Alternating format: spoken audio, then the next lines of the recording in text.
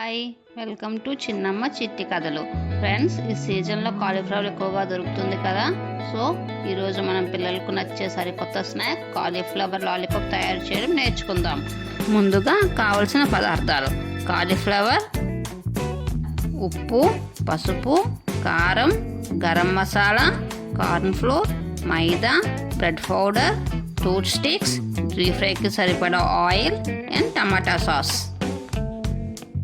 ఇప్పుడు కాలీఫ్లవర్ లాలీపాప్స్ని ఎలా తయారు చేసుకోవాలో చూద్దాం.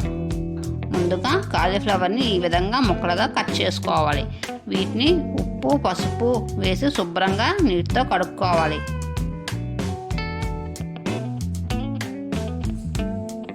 ఇప్పుడు వీటిలో ఉప్పు, పసుపు, తగినంత నీళ్లు వేసుకొని 70% వరకు బాయిల్ చేసుకోవాలి.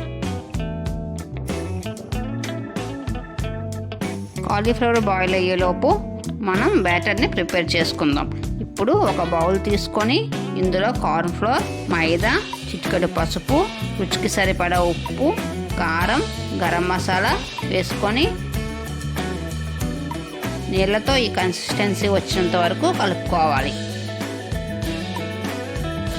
ఇప్పుడు మనం బాయిల్ చేసుకున్న కాలీఫ్లవర్ ముక్కల్ని తీసుకొని టూత్ స్టిక్స్ ఇలా పెట్టుకొని లాలీపాప్గా అరేంజ్ చేసుకోవాలి.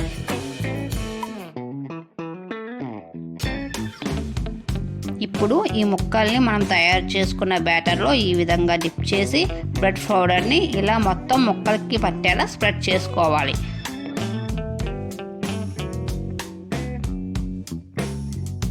ఒక పక్క ప్యాన్లో డీప్ ఫ్రైకి సరిపడా ఆయిల్ తీసుకొని స్టవ్ మీద పెట్టి బాగా మరిగించుకోవాలి. ఇప్పుడు మనం ముందుగా రెడీ చేసి పెట్టుకున్న కాలీఫ్లవర్ లాలీపాప్స్ని ప్యాన్లో వేసుకొని గోల్డెన్ బ్రౌన్ కలర్ చేంజ్ అయ్యే వరకు డీప్ ఫ్రై చేసుకోవాలి.